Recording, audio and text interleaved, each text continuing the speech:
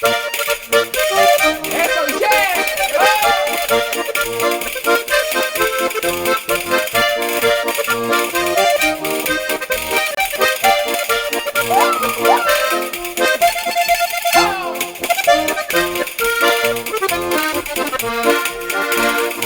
hemen histori bat benetan gertatu zena, garaian damutu ziren bineska zargazterena.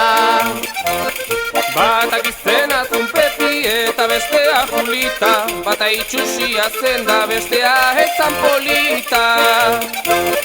Apa izamo janpare, gaur egun asko dare, politaren bila joan da itxusirik gabe.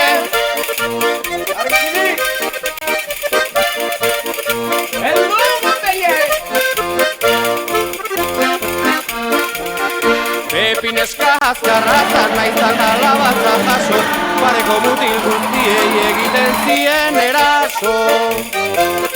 Julitak ez zuen maite baserritarraren martxa, senyoritoa nahiz zuen ahalbazen aberatxa.